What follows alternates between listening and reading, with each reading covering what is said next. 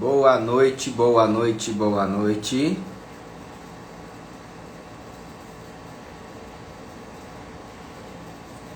Vou chamar o Augusto aqui.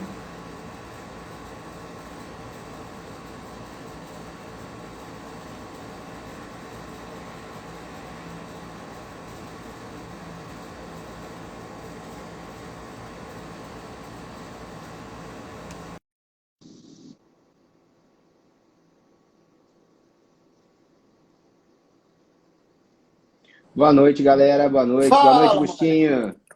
Fala. Beleza? Como é que você Tá tá? bem? Tô bem. Oi, Fala. professor. E aí, Ê, Henrique? Tudo tudo bom? bem? Grande professor, grande surfista. Mais sofista do que professor. Imagina que o cara é bom, hein? E aí, meu querido, tudo bom? Professor, prazer estar aqui falando com o senhor, com você. Pode me chamar de você, pelo amor de Deus. É um prazer muito grande aqui direto da Paraíba. Tá? Muito obrigado Opa, por aceitar nosso convite. coisa Fala, boa. Henrique. Cara, que felicidade. Cara, eu tô falando para o Agostinho hoje, eu tô na ansiedade, cara, porque é demais estar aqui com você e muito bom você ter aceito o nosso convite aí. Até adiantando para a galera, já introduzindo, foi uma coisa muito engraçada. Quando eu tive aula com o Henrique Vilela no Excelência, eu acho que eu fui em 3 cursos seguidos dele, né? E ele chegou, aí eu falei para ele que eu ia no curso dele de São Paulo, e ele falou assim: menino, você gostou mesmo? Eu falei: papai, gostei. E eu tava seguindo, e tudo é Henrique Vilela, tudo é Henrique Vilela, porque eu acredito no teu trabalho, eu acredito que você faz uma ortodontia muito séria, você faz uma ortodontia muito comprometida. Se é um cara, que é um ícone, né, da ortodontia. Então, muito obrigado por estar aqui, por ter aceitado esse convite, viu? Oh, eu que te agradeço, cara. Eu estou muito honrado, muito feliz de estar participando. Vocês estão me vendo, me ouvindo bem ou quer que eu bote o microfone? Como é que tá? Tá ótimo. Não, tá ótimo, tá ótimo. Então tá bom. Rick, a gente teve essa ideia, eu e o Lucas, a gente batendo uns papos, de fazer umas lives diferentes. Algo Ótimo. mais rápido, mais papum, sem esconder o leite. E acho que está todo mundo cansado de quase 2 anos de tanta live aí, né? Olha E quem aí, tá aí, a então, Daniela Storino. Aí, ó. olha, Beijo, menina. Marcelo oi, Reis. Dani. Então, o objetivo era fazer uma coisa bem dinâmica, assim, porque está todo mundo cansado de live, um papo mais descontraído. Massa, E legal. é assim, algo mais papum mesmo, com paraibês misturado com mineirês. E E é com isso aí. baianês. Então, rapidinho, como sempre, se apresenta aí para a galera assim, de onde você é, o que é que você faz. Cara, eu sou bem clínico, tá? As pessoas perguntam: Henrique, você dá aula em alguma universidade? Cara, eu por hobby dou aula, mas a minha vida é clínica. Então, assim, eu sou criado, eu sou cria do mocho, sabe? E claro que junto com isso, há 30 anos que eu dou aula, né? Meu primeiro concurso que eu fiz foi para professor da Universidade Estadual de Feira de Santana, mas eu sempre gostei da docência, mas acabei não ficando na universidade. E meu sonho era ensinar na pós-graduação. E aí ensinei durante muitos anos e agora estou há alguns anos já estou na minha carreira solo, fazendo meus cursos clínicos, voltado para o clínico, para ser papo, É isso exatamente aí. como vocês estão falando. É, A ideia é papo, entendeu? é papo, então Então, vamos lá, vamos assim, eu começar. não. Manda abraço, Lucas, aí. Vai uma daquelas aí, para Não, começar. show de bola. Né, eu tenho, só para complementar um pouquinho, eu tenho uma admiração pelo Henrique, até por um dia que eu tive a oportunidade de ele me ligar para me explicar de um caso clínico, e eu falei: cara, esse cara é muito diferenciado, né? E eu aprendi muito com ele num curso em São Paulo que eu fiz, e tem algumas coisinhas que eu acho que ele fala que é bem bacana, né, o Henrique? Eu queria que você contasse um pouquinho pra gente das diferenças de rosca dos parafusos, rosca dupla, rosca simples, quando que você usa. Ah, excelente. Inclusive, atualmente, o Chris Chang, né? Eu vi ele divulgando os parafusos com rosca dupla. E isso é uma coisa bem interessante, né? É, comecei a trabalhar com parafusos de rosca simples, né?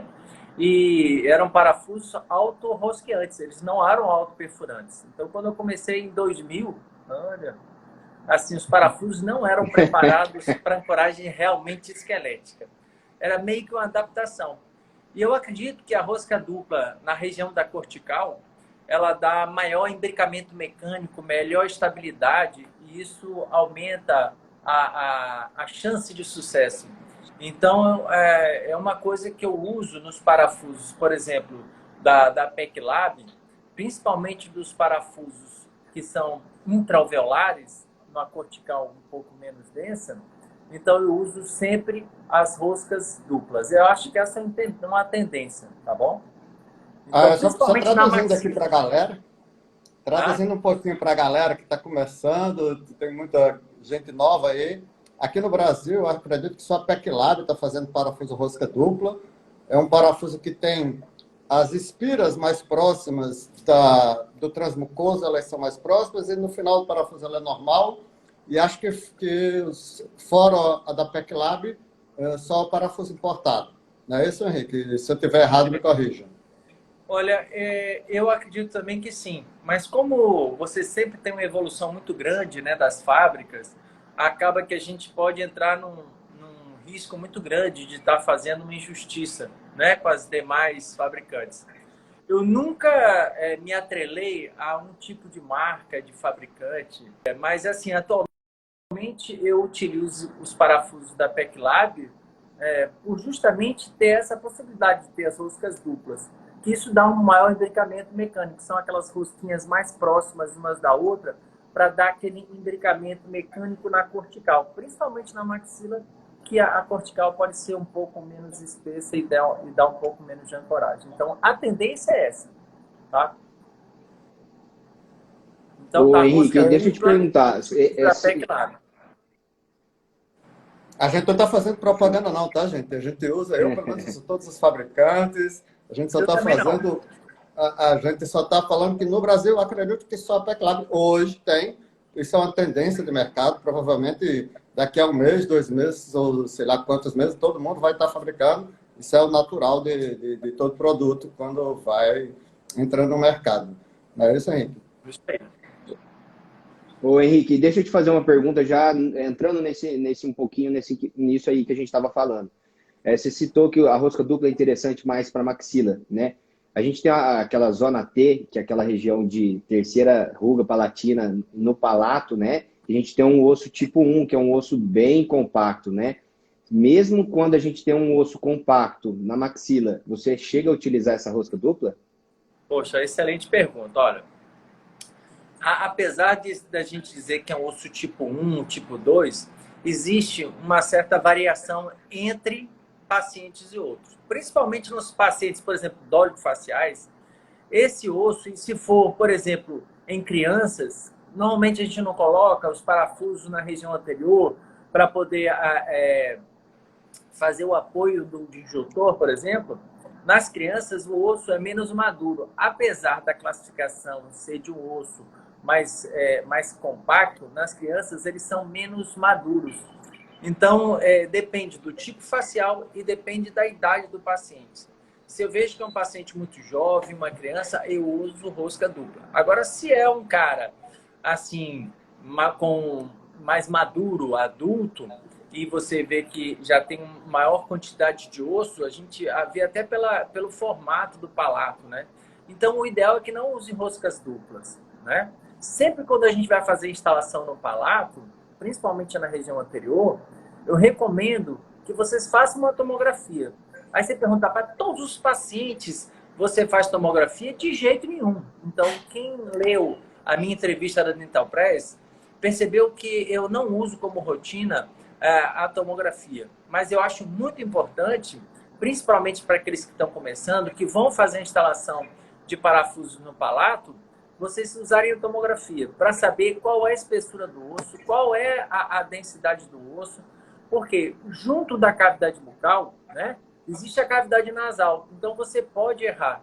Fora isso, existem algumas estruturas, por exemplo, como ápice de incisivos, Eu aconselho sempre nessa região de terceira ruga palatina, né?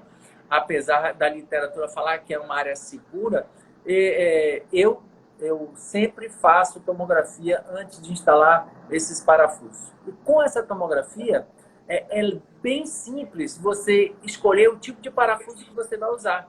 Porque você pode usar a espessura do perfil transmucoso de acordo com a espessura da mucosa, e isso pode variar, né? Você pode usar uma rosca dupla e você pode usar um comprimento de corpo maior ou menor para dar maior estabilidade ao parafuso. Então, na região anterior do palato, eu praticamente aconselho a que vocês façam uma tomografia, principalmente a tomografia de cone beam, que hoje a gente tem a possibilidade de ter ela num custo não tão alto, né, com nível de radiação um pouco menor do que a tomografia convencional, e ela meio que virou um pouco de rotina da gente, dos ortodontistas, para quando se trata de instalação em áreas um pouco, que eu digo, que exige mais cuidado, né? Porque você tem forame, você tem cavidade nasal, você tem ápice de incisivo, principalmente, por exemplo, quando você tem um incisivo lateral que está muito vestibularizado, o ápice está normalmente voltado mais para a palatina. Tirando isso, lembrando que alguns falam assim, eu vou usar parafuso de rosca dupla para tudo. Não aconselho, porque em áreas de maior densidade óssea, a rosca dupla aumenta o torque de inserção. E isso pode aumentar a quantidade de estresse no osso, provocar microfraturas e você perder a estabilidade. Então, tudo na vida, na verdade, é um pouco de equilíbrio, né? Equilíbrio. A gente nem sempre pode dizer sempre e nem sempre pode dizer nunca. Então, eu acho legal que uma das partes mais importantes para você obter sucesso na ancoragem esquelética é você fazer a correta seleção do parafuso.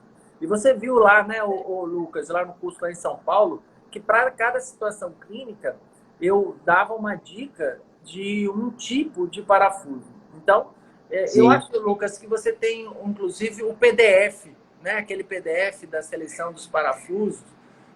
Quem quiser pegar depois com o Lucas, isso, o PDF, que é justamente cada região tem um parafuso mais adequado. Mas essa é a opinião minha, né? Da minha experiência clínica, de 21 anos trabalhando com isso. Né? Agora eu vou pegar o gancho. Para a IZC, você faz tomo?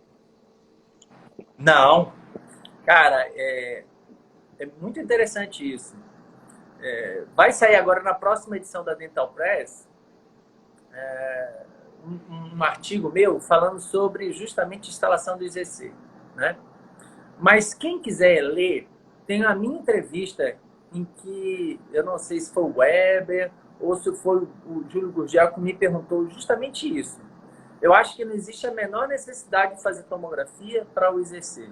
Não existe a menor necessidade. Eu fiz alguns estudos tomográficos e agora mesmo foi publicado pelo José Rino, que é o professor da USP, no American Journal, mostrando quais são as regiões de maior quantidade de osso, né? Então, diferentemente do que as pessoas imaginam, que a melhor área para fazer a instalação desse parafuso é na crista, né, infrazigomática, não é. É entre o primeiro e o segundo molar. E a crista fica no primeiro molar, não é isso? É exatamente isso. Então, assim, ó... No... E vai sair um artigo meu agora, o próximo da Dental Press, mostrando que a primeira pessoa que falou em instalação desses parafusos na crista infrazigomática, que publicou, foi o Eric Liu, né? E o Eric Liu, ele sugeriu que colocasse na região dos primeiros molares. Aí depois veio o John Lin, né? O John Lin sugeriu para colocar na região dos segundos molares. Isso vai estar tudo direitinho no meu artigo que vai sair na próxima edição da Dental Press, né? E engraçado que na mesma época, nessa mesma época que o John Lin, né, sugeriu que fosse nos segundos molares, eu publiquei um artigo mostrando a instalação de um parafuso mais angulado entre o primeiro e o segundo molar. Olha, isso em 2008, amigo. 2008. Mas eu não chamava de extraalveolar. Eu chamava de intraalveolar numa região de maior quantidade de osso, né? E hoje, atualmente, a mudança é porque a gente bota mais apical, utiliza parafusos mais longos, mas entre o primeiro e o segundo molar, tá? Então, quem quiser saber um pouquinho mais disso, lê minha entrevista da Dental Press, que lá tem tomografias, tem toda essa explicação que eu estou dando, tá?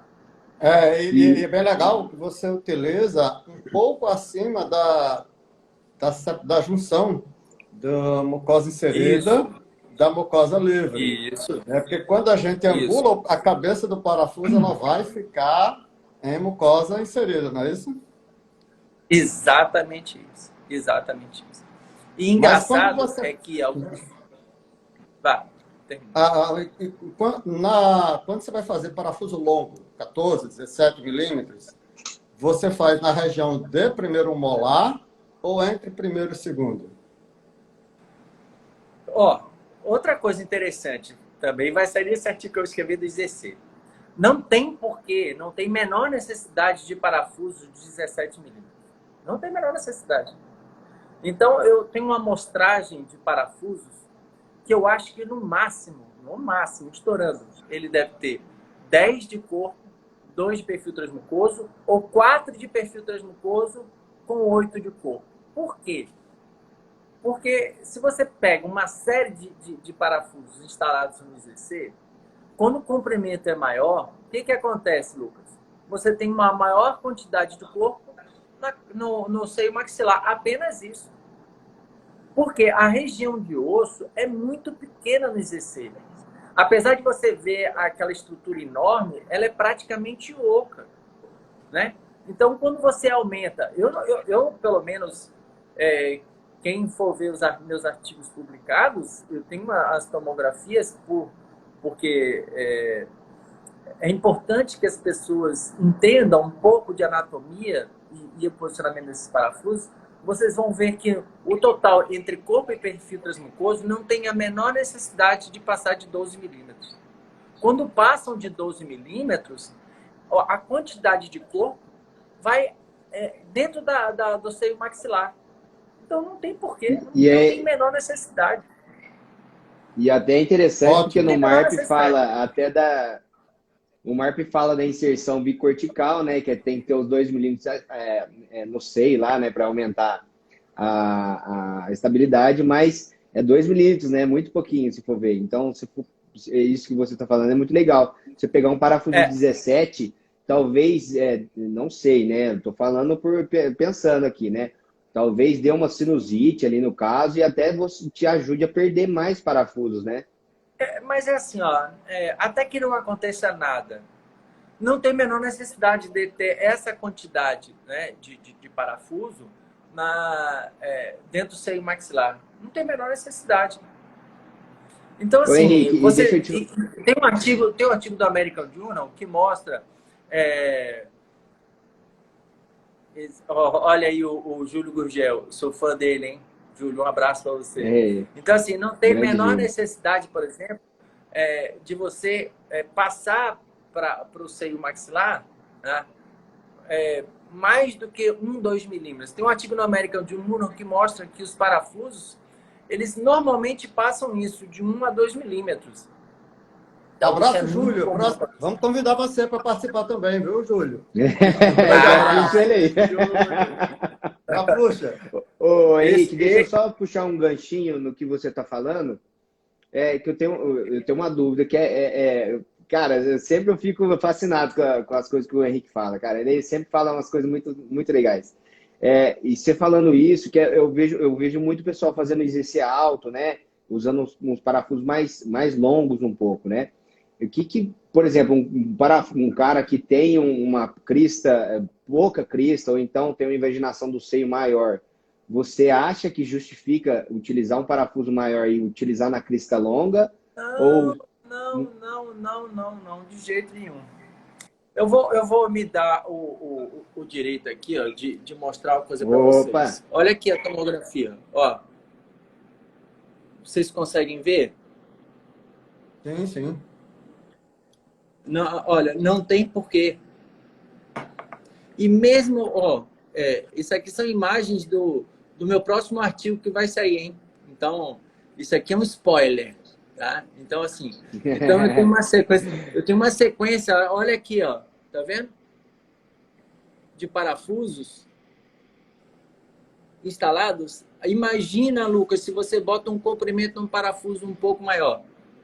Não tem lógica. Você vê que esse parafuso aqui, ó, por exemplo, tem 12 milímetros. Mas esse paciente, por exemplo, ele tem muito menos osso, né? O seio é mais pneumatizado. Então, olha só. Então, é um risco muito grande de se efetuar, na verdade, utilizar parafusos de tamanhos, comprimentos maiores. Não faz...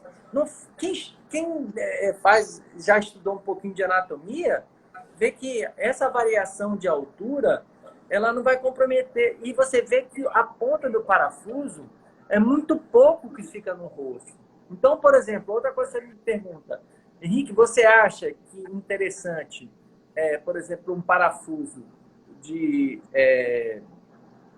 10 milímetros de corpo? Eu, de jeito nenhum, não acho interessante.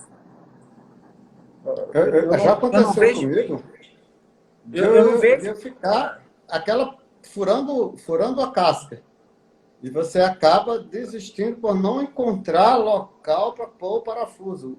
A partícula é tão fina do paciente que não tem jeito, né? Não tem o que fazer ali. Mas aí o que acontece? Você pode ir mais para mesial ou mais para distal. De preferência, um pouco mais perto do segundo molar. Olha aqui, eu vou mostrar outro spoiler aqui, ó, imagens do meu artigo. Olha aqui, ó. Então, veja que um parafuso na crista infrazigomática, né? Essas são imagens do próximo artigo, olha lá. Eles, no máximo, precisam ter o quê? 8 milímetros de comprimento de corpo, né? Não tem por que ter mais. Então, isso aqui eu já estou mostrando algumas imagens. Que bom, imagem. Legal. Então, assim, eu fiz um estudo com várias tomografias, né? Avaliando sempre essa questão do tamanho do corpo, qual a quantidade de corpo que ficava inserido no osso, qual a quantidade de porção do parafuso que ficava na mucosa. Então, a ideia é essa. Né? A ideia é essa. Show de bola. Ô, Henrique, perguntaram aqui, o Alex perguntou se você ainda utiliza os parafusos da SIM, como eles estão comparados com o da PECLAB, DATSTIL e Morelli. Pessoal, para quem não sabe, o Henrique Vilela foi o que desenvolveu o parafuso da SIM, né, Henrique? Foi. Ó, aí o que acontece? Eu, em 2006, se não me engano, eu lancei.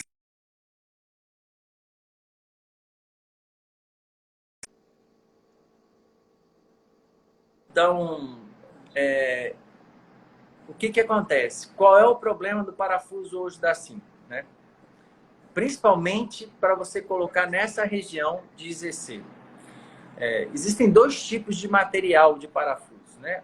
Os de aço e os de titânio.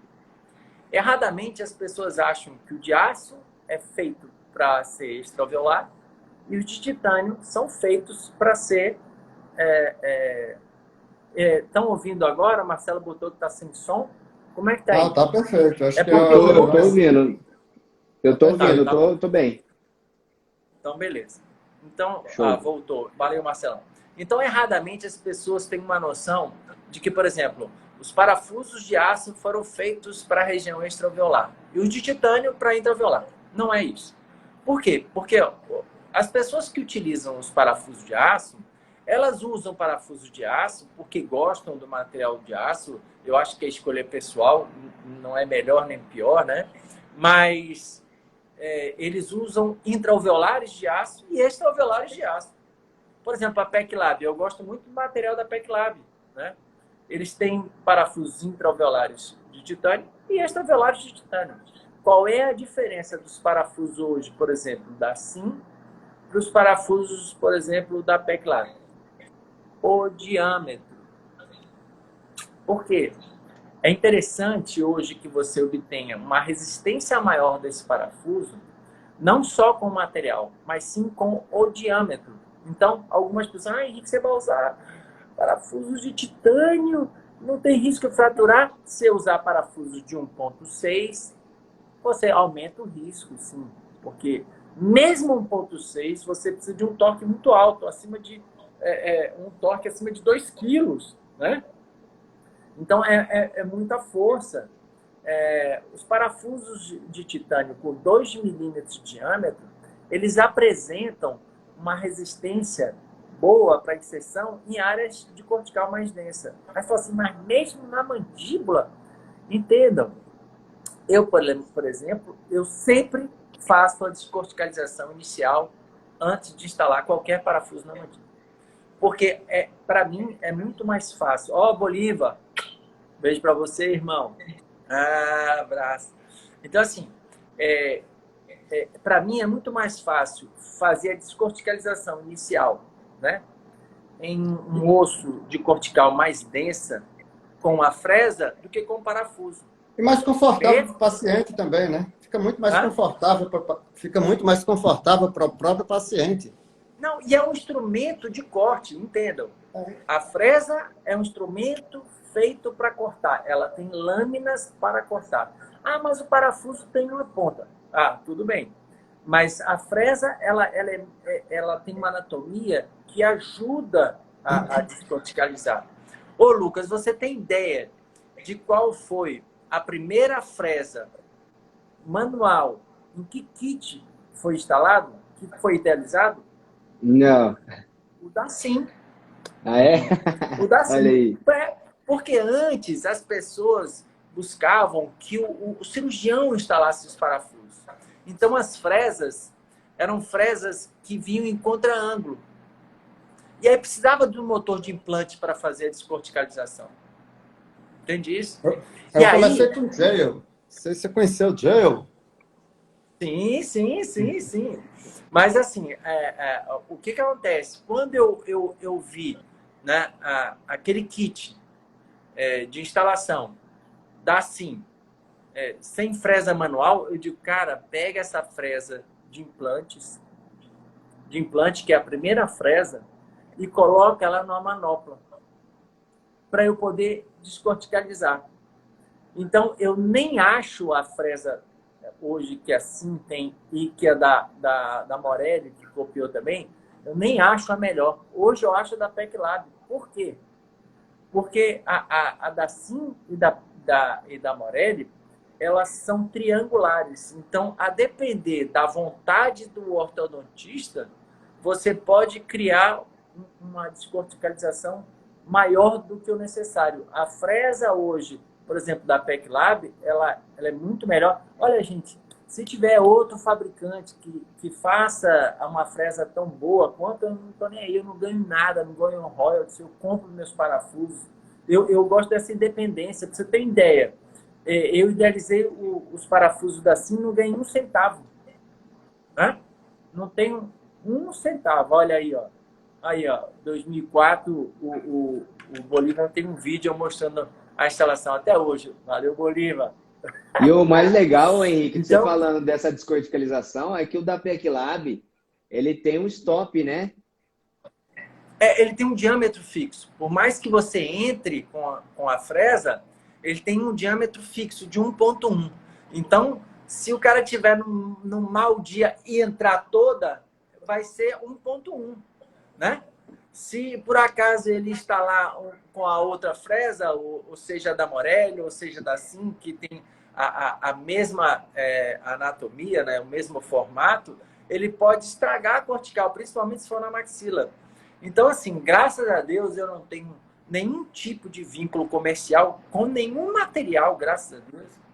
Eu não recebo nada, porque no dia que aparecer uma fresa ou um parafuso melhor, eu passo porque eu sou clínico e eu quero dar o melhor para os meus pacientes, né?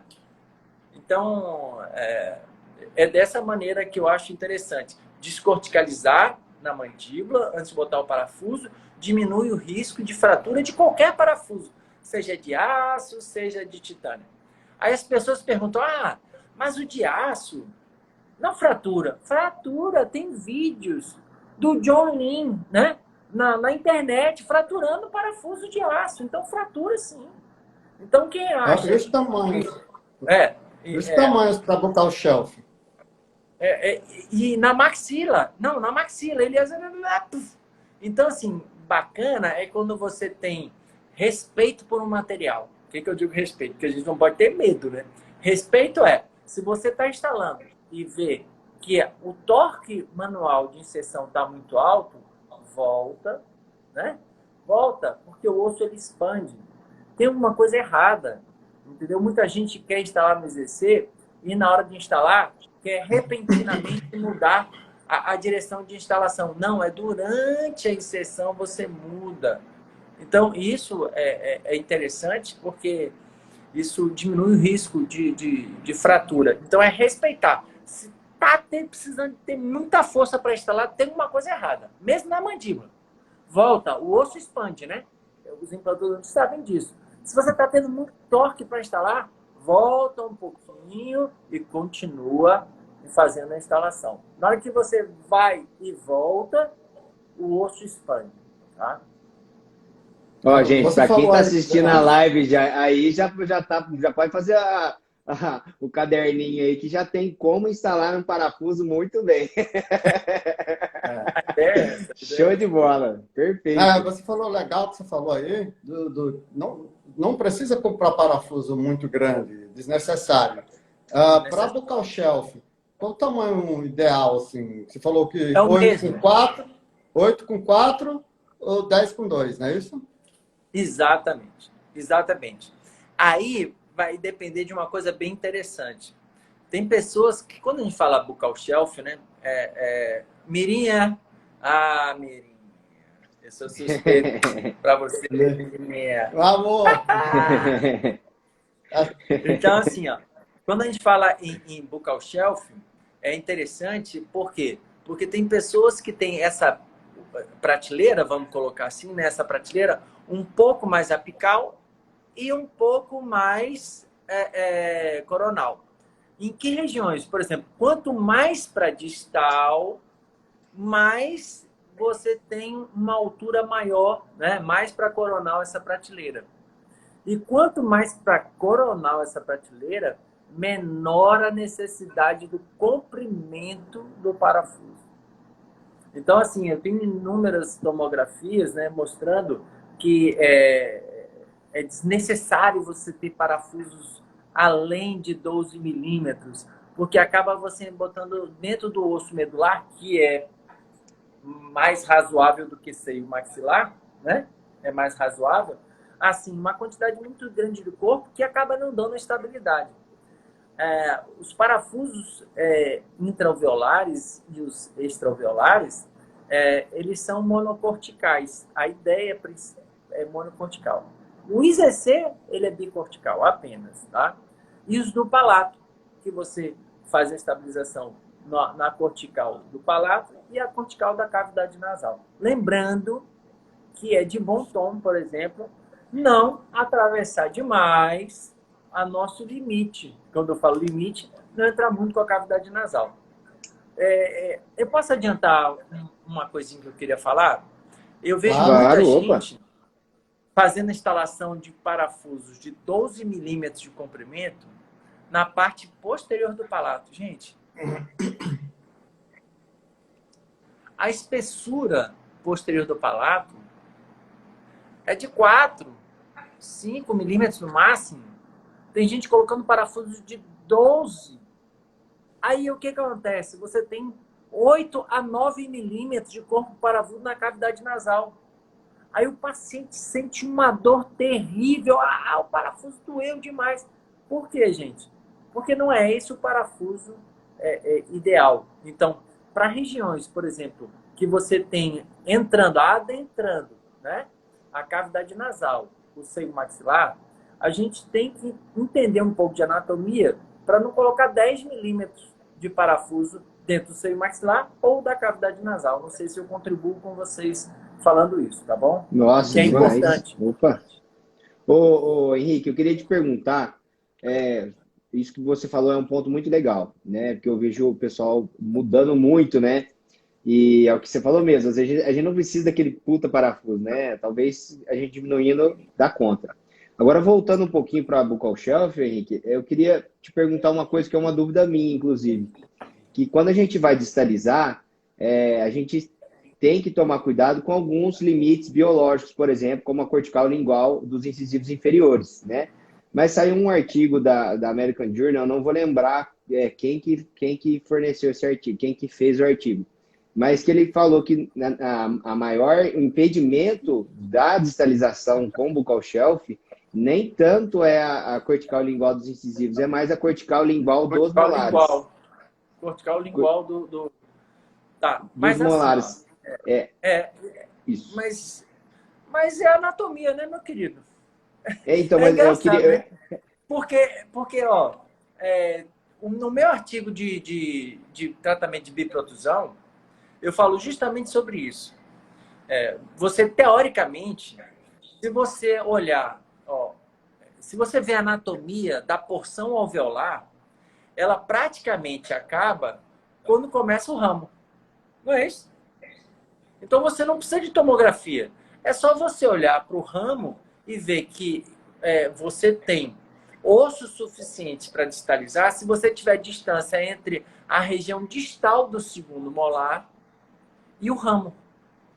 Ah, mas você não está olhando a cortical lingual. Não precisa. É porque, anatomicamente, aqui está o ramo e aqui está o corpo. Então, se o dente está aqui próximo ao ramo, a porção alveolar por lingual, você já não vai ter mais. Então, basta avaliar a distância da coroa clínica, né, da distal da coroa clínica, do segundo molar, e o ramo. Basta isso. Não precisa fazer a tomografia. Então, isso eu falo no meu artigo de biprotusão, que saiu na revista científica. Olha, esse comentário já valeu a live, hein? Já valeu a live. Sensacional. Então, assim, por quê? Porque anatomicamente acabou a porção alveolar, começa o ramo, não é? Então, assim, a sua referência é a face frontal do ramo e da coroa clínica. Agora, tem muita gente distalizando, né? Distalizando na arcada inferior com o terceiro molar. Aí me pergunta, pode? Pode. Se ele tiver um comprimento de corpo longo e que os terceiros molares tenham distância da coroa clínica para o ramo, pode. Beleza pura. Agora, se não tiver, não faz nenhum sentido você distalizar, colocar mais um dente numa cortical extremamente densa para distalizar. Aí você me pergunta, e na maxila é a mesma coisa? Não, claro que não. Eu já estou engatando, tá? Na maxila você não precisa ter esse cuidado. Por quê? Não precisa ter esse cuidado. Porque geneticamente a região distal da maxila, a região posterior da maxila, quem lembra do salário pior, é de aposição, é de neoformação. Então ele empurra o terceiro molar se tiver, mesmo sem estar irrompido, para distal. O negócio é que provavelmente você vai impactar o terceiro molar. Então, o grande limitante que diz para você extrair os terceiros molares é sempre no arco inferior. E a retração, você prefere em massa ou estagiada? Depende. Até uma pergunta que já me fizeram lá na Dental Press. Quando é que eu faço a minha distalização com cursor, né? Ou arcada completa? Quando eu tenho grandes apinhamentos. Se eu tiver grande apinhamento, eu utilizo o cursor para distalizar o molar e aí eu vou prover espaço para o alinhamento. Entenderam isso? Então, é dessa forma. Ah, Henrique, eu não gosto de cursor. Eu até entendo, porque existe um pouco de habilidade. Então, não incorpore na fase inicial do tratamento os dentes mais mal posicionados. E você coloca o elastique ou mola, né? Já, por exemplo, no canino, para poder efetuar a distalização. Então, eu prefiro fazer a retração total do arco porque eu tenho mais controle do que de forma segmentada. Né? Agora vai a dúvida minha, tá? Vamos imaginar o paciente sem apiamento. Vocês conseguem ler? Alguém está Opa, eu perguntando alguma consigo. coisa, vocês conseguem ver? Eu consigo. Ó, é o Mauro, só te cortando um pouquinho, Augusto, rapidinho, daqui a pouco você volta, tá? O Mauro tá falando o seguinte: apesar de não ser o que eu faço, vejo alguns colegas fazerem assim: usar tomo, mensurar tudo direto, mas usar mini implante Morelli, prendendo o disjuntor. Se não houver isquemia, o que você acha? Homem, como essa... Rapaz, me ajudem aí, hein? Também não entendi, não. Ô, Ma- Prendendo o disjuntor. Olha, se for para o MARP, aí, ó, eu uso o MARP Marp normal. normal. Pronto.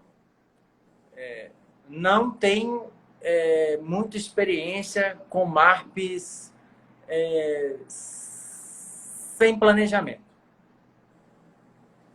tá? Assim, eu acho que é uma atitude...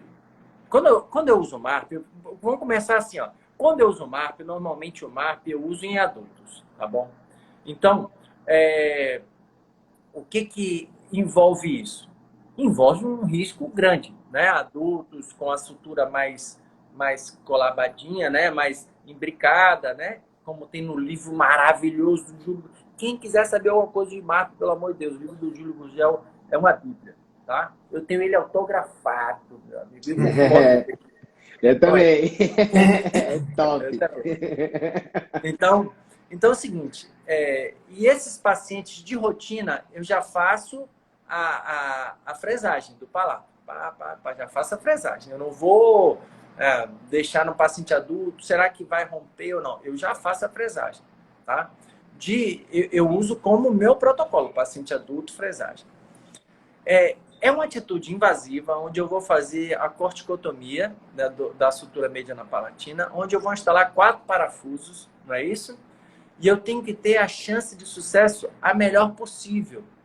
Então, normalmente, para que eu aumente o índice de sucesso, eu faço sempre com tomografia e planejamento digital. E esse planejamento digital envolve utilizar um MARP construído, planejado, né? Onde eu vou apoiar o MARP nos dentes e ele vai me servir como guia para a instalação dos parafusos, que foram determinados pelo planejamento digital. O Júlio tem muito mais experiência que eu, mas, por exemplo, fazendo dessa maneira, eu não tenho índice de insucesso, apesar do meu N ser menor que o dele. Por quê? Porque a chance de sucesso é muito grande. Então, eu não faço assim, quando dá isquemia. O próprio MARP vai dizer o momento que eu paro de fazer a instalação. Por quê? Porque o planejamento digital me disse lá quanto eu preciso de corpo do parafuso, quanto eu preciso de perfil transmucoso, e aí o próprio MARP vai servir de guia. Então, não me preocupo com isquemia, não me preocupo com nada. Eu acho que vale a pena. Eu acho que vale a pena esse custo com planejamento digital. Aí, ó. Valeu, Mauro. Obrigado, Keliane. Beijo para vocês. Eu não sei se eu respondi, porque eu acho que eu não tive capacidade de absorver a pergunta. Mas se foi isso, é isso. Eu não me preocupo com isquemia. Outra coisa interessante, que eu já até conversei com o Júlio. Vai sair depois, né? Porque eu estou com uma série de artigos já da Dental Press. Você sabe que de 2 meses tem um artigo meu, né? Gui, um abraço para você. Sou seu fã, Gui Capelosa aí, ó. Sou seu fã. O Gui é fera. Então, é demais da conta. Tem uma simpatia, né? Ele tá me devendo um churrasco, mas eu vou cobrar, deixa aí. Assim, eu uso o MARP colado, eu não uso bandado. Eu não uso MARP bandado. Eu só uso colado. Mesmo em pacientes adultos. Por quê?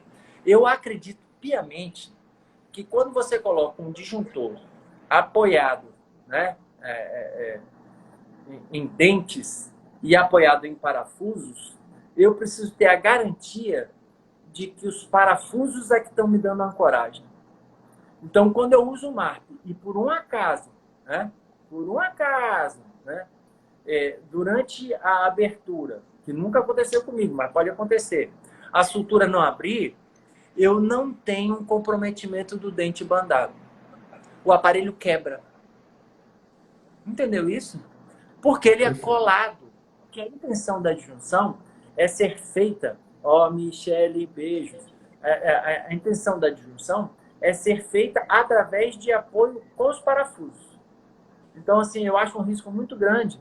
Eu já vi um caso de um paciente com os 2 molares com a tábua óssea totalmente fenestrada, dos primeiros molares, onde tinha uma banda, onde a sutura não abriu, e o cara abriu, e os molares fizeram isso. Teve uma decência. Então, assim, eu respeito muito a opinião de várias pessoas em relação a isso, mas, assim, meu protocolo é MARP colar. Tá? Show de bola. Perfeito. Eu queria voltar para a digitalização. Bora. Era uma dúvida minha mesmo. Quando você faz digitalização, maxila, você só começa com um fio retangular de aço, com ganchos altos, ou você começa no canino em que fios você começa? Pô, que pergunta boa, viu? Eu adoro essa pergunta. Por quê? Por que eu adoro essa pergunta? Porque existe uma diferença muito grande entre a distalização na maxila e na mandíbula. Quando você faz a distalização na mandíbula, você precisa controlar a inclinação dos incisivos inferiores? Normalmente não. A fase inicial normalmente é 3. Quando você quer perder um pouco de inclinação dos incisivos inferiores. Pela própria fragilidade da sínfise. Não faz muito sentido você querer controlar o torque dos incisivos inferiores. Por quê? Porque a sínfise ela só permite desinclinação dos incisivos, não é isso? Então, eu começo no arcado inferior, fazer a retração já nos fios redondos, né? Redondos, eu começo a fazer a distalização. Já no arco superior, se eu começo a fazer a distalização em arcos sem controle do torque, o que acontece? Os incisivos, eles retroinclinam e acabam que eu não tenho condições de chegar com os caninos nem molares em classe 1.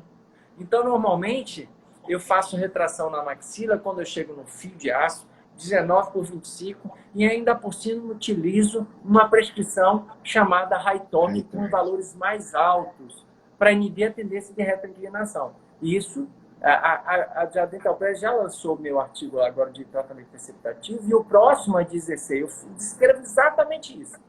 E no outro artigo, é tratamento da classe 3 com o buccal shelf. Aí vocês vão poder ver a diferença da sequência de fios que eu uso para a classe 2, distalização superior, e para a classe 1, que faz todo sentido, pelo menos mecanicamente. Tá?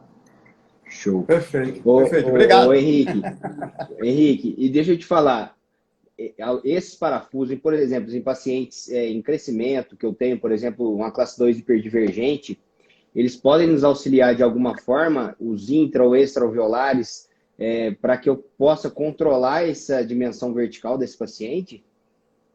Cara, pode sim.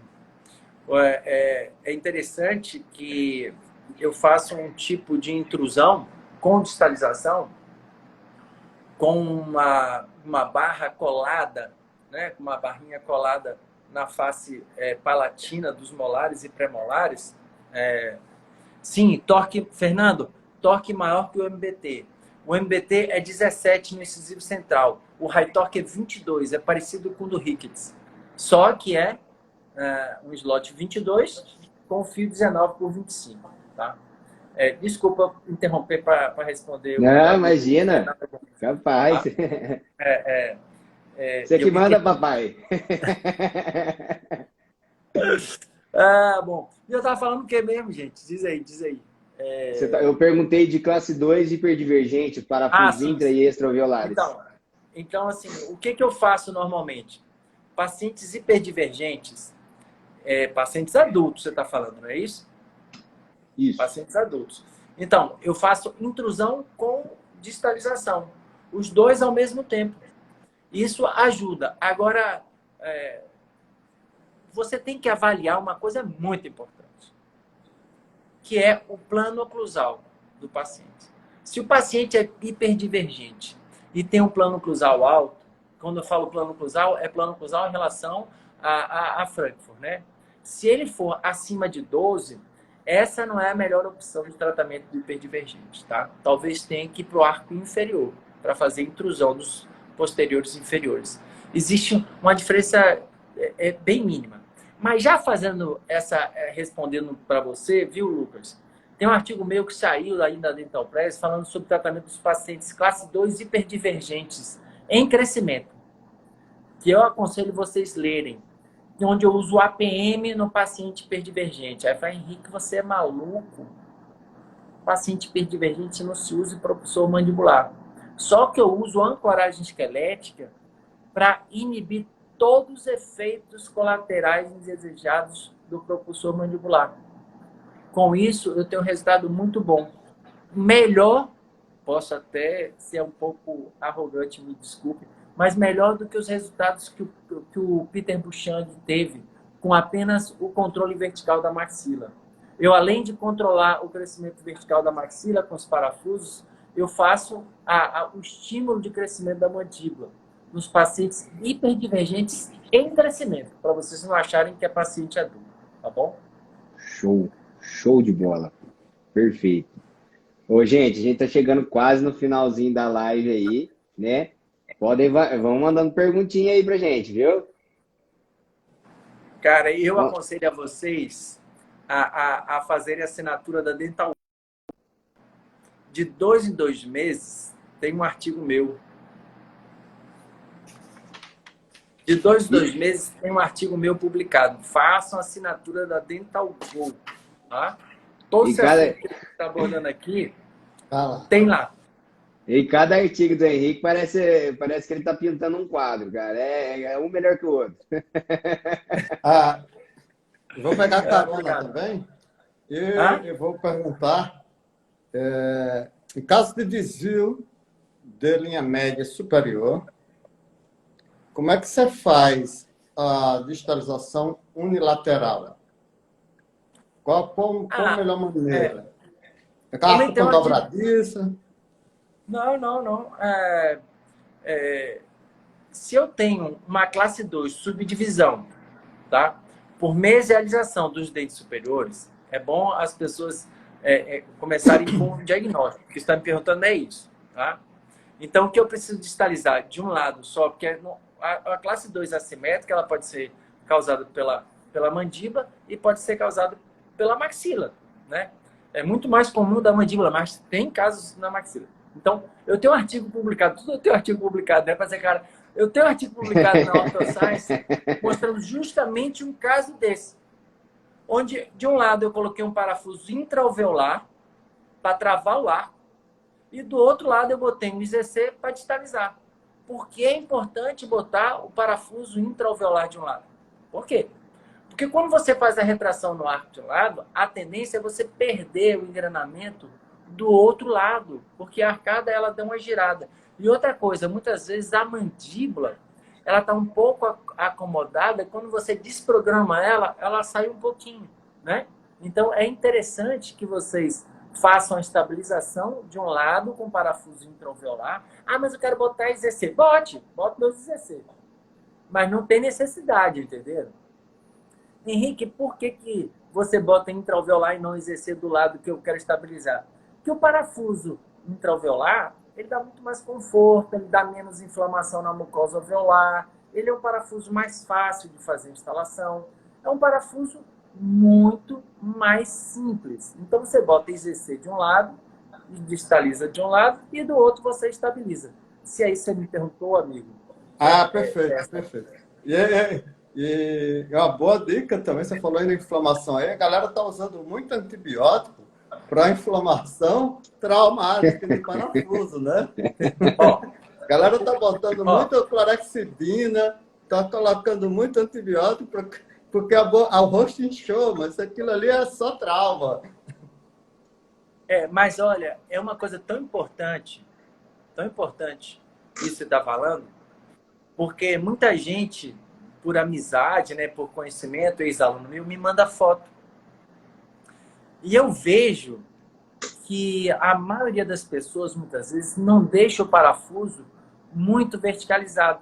Eles deixam com pouca inclinação. Quando você deixa com pouca inclinação, a cabeça do parafuso promove esse trauma. Então, quando você tem trauma na mucosa, provavelmente foi causada por um parafuso não tão vertical. Ele ficou um pouco menos angulado. E qual o risco de estar menos angulado? Dele estar entre as raízes. Ó, eu passei por, Henrique, não sei se você lembra, um caso até que você me orientou. Cara, eu tenho esse briefing aí como é que fala? Esse coach, cara, que esse coach é o melhor que tem, né? Eu fui instalar um dos primeiros parafusos que eu tive. Inclusive, aconteceu isso comigo. A paciente inchou, foi para o hospital, né? E eu até mandei a mensagem para o Henrique. O Henrique falou: tá muito angulado, é só mudar a posição do parafuso. E realmente foi mudar e acabou, né? Eu tenho mais problema de inchaço na mandíbula. Assim, pode acontecer, mas acontece da mesma maneira. A cabeça do parafuso, ele tem que ficar encostado na mucosa ceratinizada. Ele tem que encostado. Se ele não tiver encostado assim, ó, provavelmente ele está mais aberto e vai causar incômodo. Normalmente, você causa aquele incômodo quando o parafuso fica um pouquinho mais aberto. Na mandíbula, é mais simples de avaliar, porque na hora de você instalar, a manopla ela deve estar entre o canto do olho e a pupila. Então, se você estiver instalando e estiver fora a manopla, você está errado. Volta e faz vertical. Então, a manopla ela tem entre o canto do olho e a pupila. A mandíbula é a mais fácil. A maxila não, porque você não tem orientação aqui, ó, nessa região, para saber se está verticalizado. Tá? Então, normalmente, o que acontece de mucosite, também vão me permitir fazer um spoiler aqui, ó. Olha aqui. É isso aqui, ó. Essa é a imagem do próximo artigo aqui da Dental Press, tá vendo? Ó? É isso aqui, ó. Vocês estão vendo que tem um crescimento de mucosa, né? Perto. Por que existe esse crescimento de mucosa, né? Por que existe? Simples. Porque esses parafusos, eles foram idealizados, aí eu vou colocar a minha opinião, desculpem, tá? De forma equivocada. Por que equivocada? Porque só tem 2 milímetros de perfil mucoso. Era para ser 4. O que acontece? A mucosa alveolar em contato com a rosca não foi feito para isso. Então, se o paciente higieniza um pouquinho, não tão bem, o que acontece? Inflama. Aí você tem que usar o perioxidin gel, que é bioadesivo, você coloca na região. Entendeu? É isso que tem que ser feito. Ô, Henrique, deixa eu... Já valeu aí. Um aluno meu fala que as dicas valem dinheiro. Ele fala, essa valeu 500. Ô, Henrique, deixa eu só, se o senhor Agostinho me permitir, fazer a última pergunta. A última pergunta antes da gente fazer o ping-pong, tá? Ô, Henrique, eu recebi até uma pergunta, foi uma pergunta de uma aluna, né, esses dias, de uma colega, que eu sinto essa dificuldade também. Quando eu tenho que colocar, por exemplo, 2 parafusos anterior-inferiores, por exemplo, para intrusão, entre aspas, dos incisivos inferiores, eu tenho muita inflamação. E eu queria te perguntar isso, tá? Quando que você acha que é interessante colocar parafusos anterior-inferiores e quando você acha, por exemplo, que é interessante fazer uma intrusão, por exemplo, aí com uma arcobase de Ricketts? Cara, você me fez uma pergunta ótima. Assim, ó. Eu uso muito poucos parafusos na região anterior. Mas só uma dica, tá? Quando alguém quiser colocar na região anterior e não quiser que inflame muito, faça a mesma coisa dos parafusos intraalveolares. Você coloca ele mais angulado, com a cabeça do parafuso encostada na mucosa ceratinizada. Entenda, a inflamação vai reduzir se você encostar na mucosa ceratinizada. Mas, entenda, o arco base Ricketts tem uma repercussão muito grande nos molares. Isso é fato. Porque quando você faz a intrusão dos anteriores, você verticaliza o molar. Então, a pergunta é, Você quer verticalizar os molares, você precisa disso para corrigir sua curva de SP. Se você precisa, ótimo. Não tem problema. Mas se você não precisa, bota 2 buccal shelves e faz seu arco de intrusão com os buccal shelves. Os buccal shelves, todos eles que eu utilizo, todos eles têm um arco, tem um furo retangular para inserir fio. Então, se você acha que o paciente... o que me faz decidir se vou colocar parafusos anteriores ou posteriores é uma coisa só: faixa de mucosa ceratinizada. Se o paciente tem pouca faixa de mucosa ceratinizada e você quer fazer intrusão anterior, né? Ou você bota ele submucoso, também é outra opção. Tem um artigo meu mostrando sobre submucoso. Eu boto ele dentro da mucosa, pego um fio de amarrilho, coloca um ganchinho e posta elástico. Ou você bota 2 buccal shelves com arco. Henrique, eu não quero fazer arcos de intrusão. Coloca ele submucoso. É melhor botar ele submucoso com fio de amarrilho 0,30 trançado do que 2 parafusos aqui ó, inflamando. Tá bom? Show de bola, show demais. Ô, Henrique, só perguntaram aqui, professor, para quem usa parafuso Morelli, em geral, intraalveolar é o de 8x2, por palatina na maxila, de 8 também. E os anteriores, para intrusão do plano, é de 6? Caramba, ó. Mas é assim, ó, não existe uma receita de bolo, tá? É o seguinte, quando você fala 8x2, 2 deve ser o perfil transmucoso. Se você vai estar na região vestibular da maxila, você vai ver que a mucosa é muito delgada. Então, o perfil transmucoso tem que ser de 1. Se você botar de 2, ou o parafuso fica mais para fora, ou você vai colocar na cortical uma superfície lisa sem... Imagina, a gente está tendo cuidado de usar rosca dupla. O grande problema de você usar perfil transmucoso de 2 na maxila, na região vestibular, é porque você não quer deixar incomodar o paciente, né? Aí vai entrando com parafuso. Acaba que você coloca a face lisa, que é o perfil transmucoso, na cortical, na região onde você quer mais estabilidade. Então é o seguinte, entenda que para dentro do osso, no mínimo, de 6 a 7 milímetros. Dentro do osso.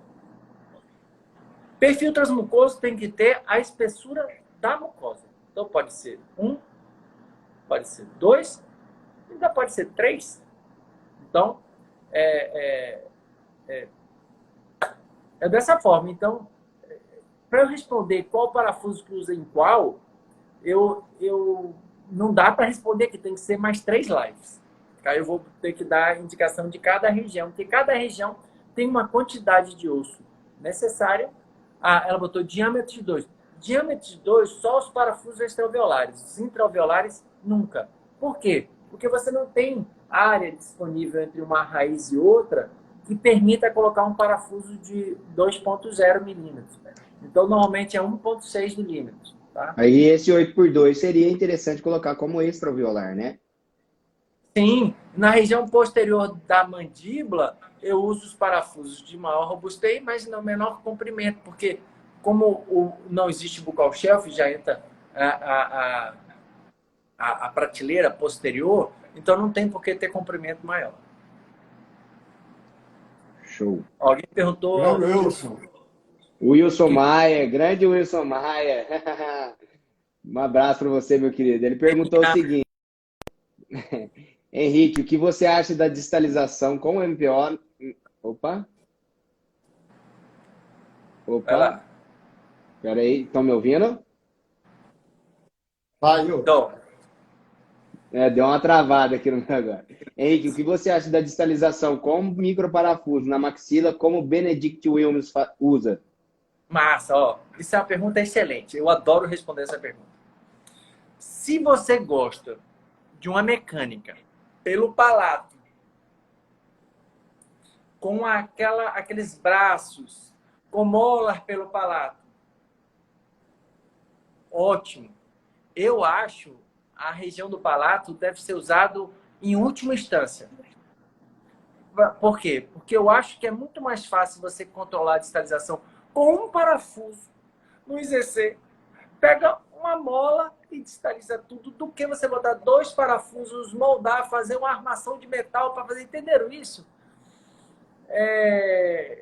Cara, assim, eu não posso nem falar algumas coisas que eu tenho vontade, mas assim, ó, no palato é uma área meio sagrada, entendeu? Assim, eu acho bacana. Se você...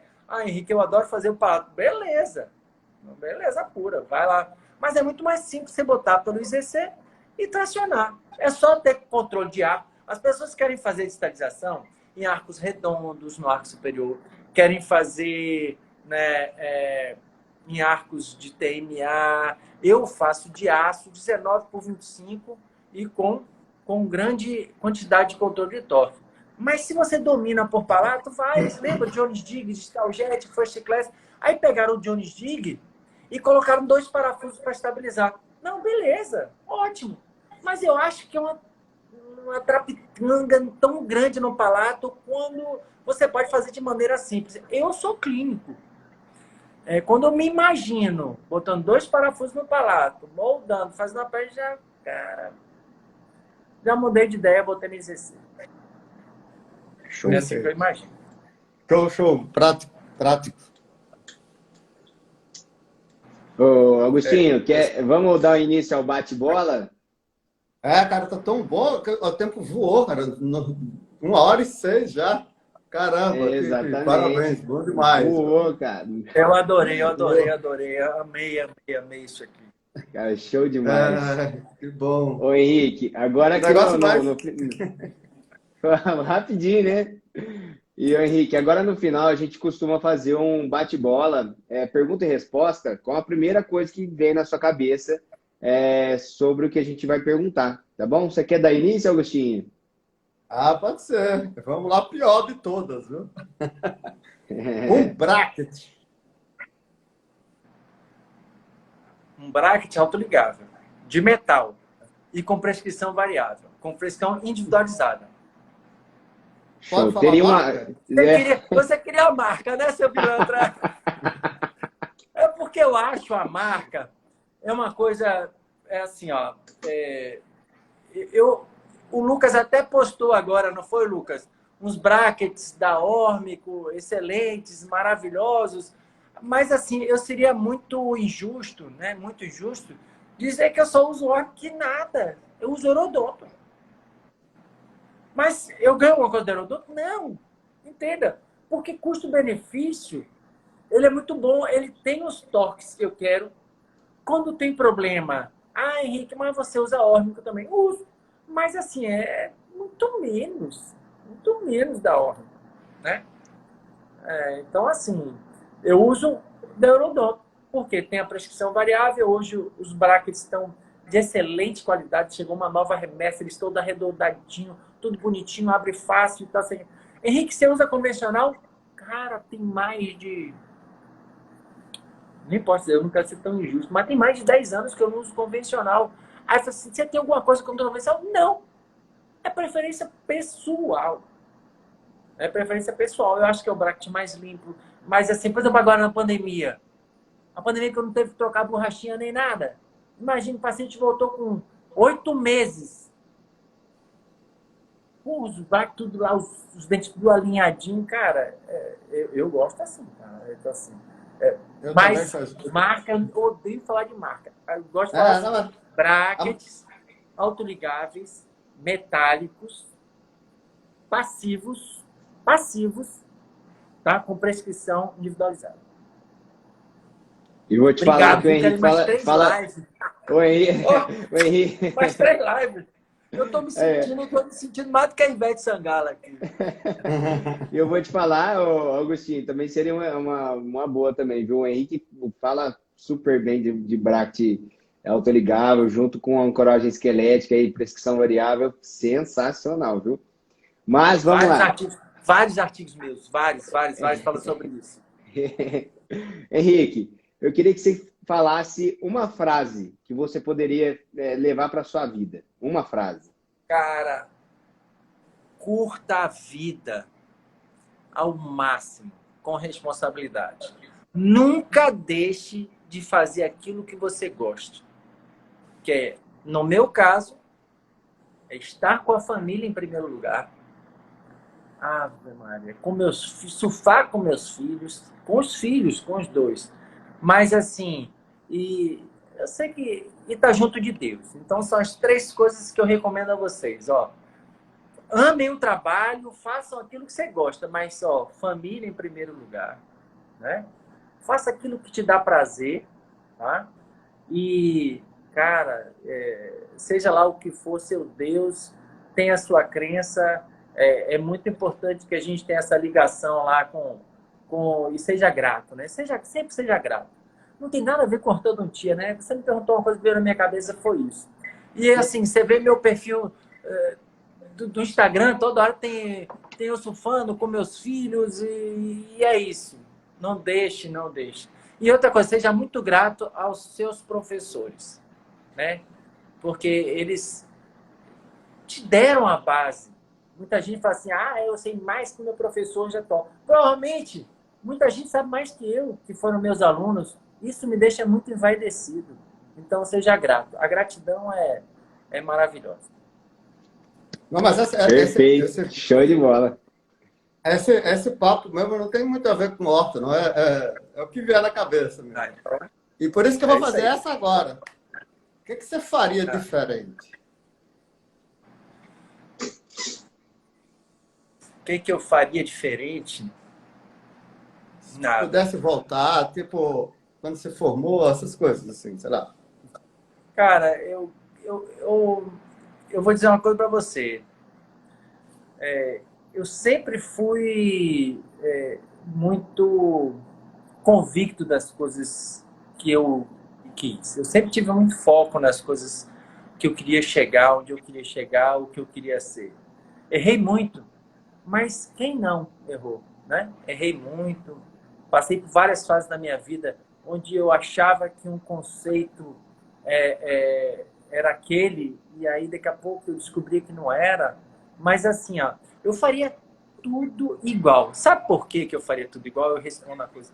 Porque eu adoro essa minha vida que eu levo. Adoro, adoro. Que bom. Olha, eu posso não ter tudo o que eu quero, mas tudo que eu tenho, eu quero muito.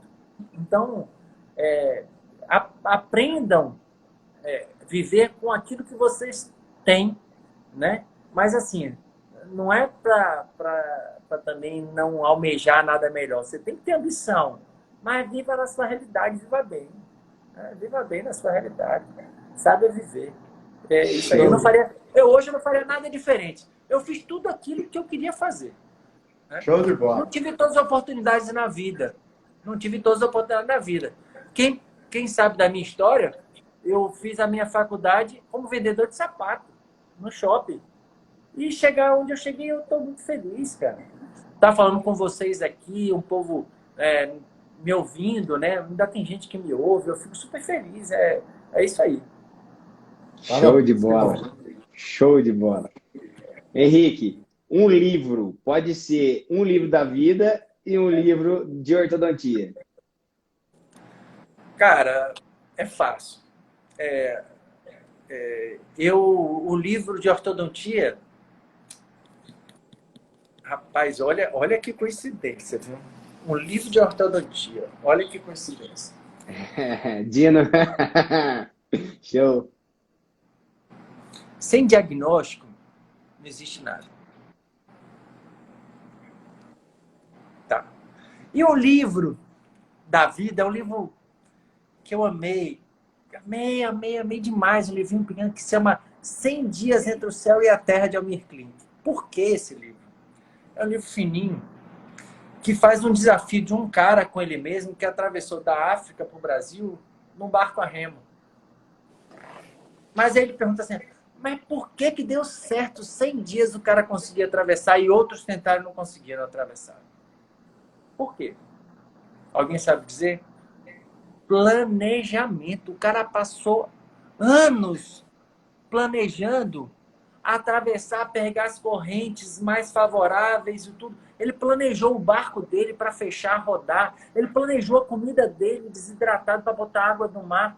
Então, olha, gente, sucesso na ortodontia Olha que coisa louca, né, que eu tô falando. Não é só a execução. Tem que ter um planejamento. Por isso que fecha com isso aqui, ó, né? No Leopoldino. Fecha com isso. Sem diagnóstico, sem planejamento, nada. Não tô vendo muita gente vai assim, eu vou botar um aparelho XYZ. E eu falo assim, qual o planejamento? Não, eu vou alinhando, nivelando, vou ver o que dá, gente. A chance de você não passar da África para o Brasil é grande. Se você vai atravessar a margem de um rio, né? É fácil. Alinhamento, nivelamento, pronto.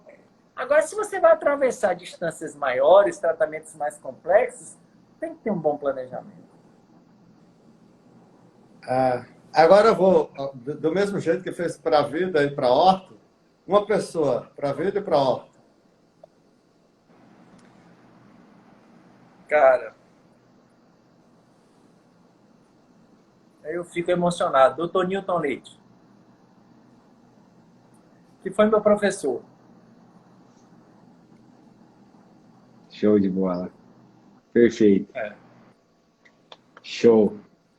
O pessoal, estamos chegando agora no finalzinho da live, né? Muito feliz de ter tido esse papo tão bacana, tão gostoso da vida e de ortodontia. Cara, eu sempre falei que o Henrique, não, eu vou puxar saco mesmo, que eu puxo mesmo, porque você é fera demais. Cara, se eu pudesse ter uma pessoa para espelhar para a vida, se o Agostinho pudesse até fazer essa pergunta, eu sempre falei para minha mãe, ela não vai me deixar mentir, que ela está aqui na live, que você, cara, é uma pessoa para se espelhar pessoalmente e profissionalmente, cara. Como você conduz a tua vida. Eu falei para o Agostinho antes da gente começar a live, você está sempre de sorrisão aberto, está sempre de coração aberto para todo mundo. E um conhecimento assim que não cabe dentro de você. Parece que cada vez que eu te vejo é uma coisa diferente que aparece, uma experiência nova.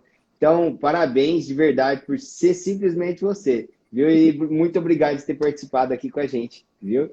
É só para que eu me emocionei. Mas Newton Leite foi meu professor da graduação, meu professor da especialização, e eu dei aula com ele durante mais de 20 anos, né, na especialização. E já faleceu, mas ele está aqui dentro do coração, né? Então, é isso aí. Agora, Henrique, eu não te conhecia pessoalmente, eu nunca tinha batido papo com você. Parabéns pela pessoa. A energia eu estou sentindo daqui, a simplicidade, que papo legal. E essa live, como todas as outras, sem desmerecer ninguém, é o tipo que eu falei para o Lucas, eu quero fazer live que eu queria assistir. E essa live de hoje, como todas as outras, esse jeito da gente fazer a live, exatamente o propósito da gente quando começou. Legal. Muito obrigado. Foi de coração mesmo, cara. Vai ficar guardado. Obrigado. Tá bom, eu estou muito grato por esse convite. Um beijo para todos aí, viu?